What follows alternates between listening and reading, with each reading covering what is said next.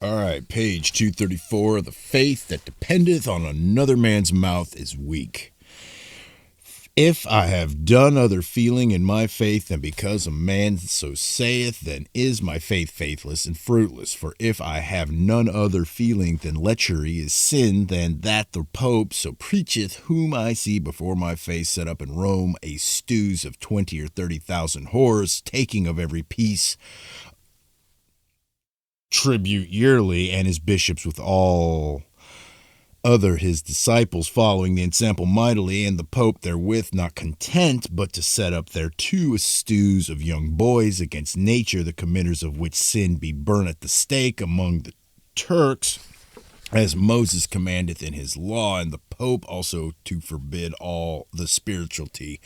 a multitude of 40 or 50 100,000, to marry, and to give them license to keep every man his whore who so will.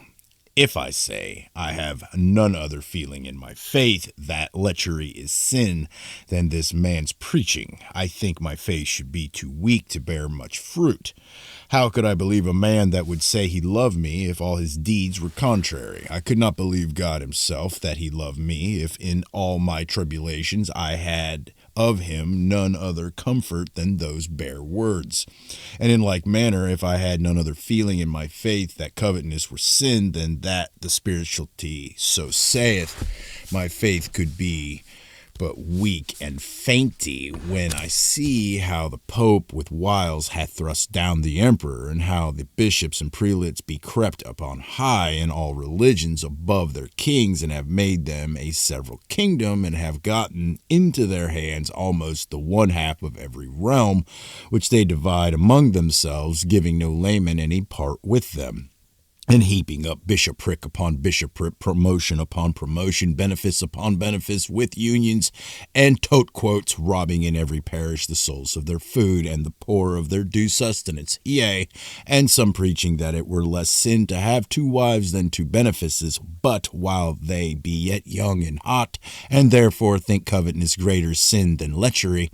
which same, when they be waxed elder, and their complexion somewhat altered, think that covetousness is as small as sin as lechery, and therefore take all that cometh, and if any man cast a preaching in their teeth, they answer that they be better learned and have seen farther. If say I have no other feeling than covetousness is sin than the preaching of these holy fathers, my faith were built upon a weak rock, or rather on the soft sand, and therefore our defenders do right well to foam out their own shame, and to utter the secret thoughts of their hearts. For as they write, so they believe. Other feeling of the laws of God and faith of Christ have they none, than that their God the Pope so saith. And therefore, as the Pope preacheth with his mouth only, even so believe they with their mouth only whatsoever he preacheth, without more ado, be it never so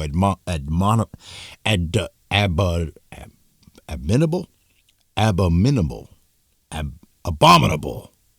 Yeah. And in their hearts consent unto all their father's wickedness, and follow him in their deeds as fast as they can run.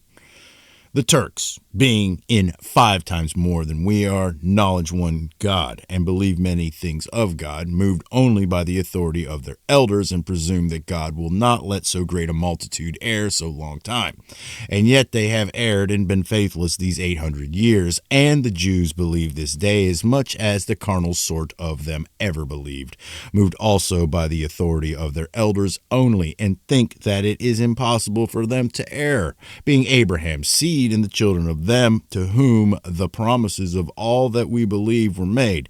And yet they have erred and been faithless these 1500 years.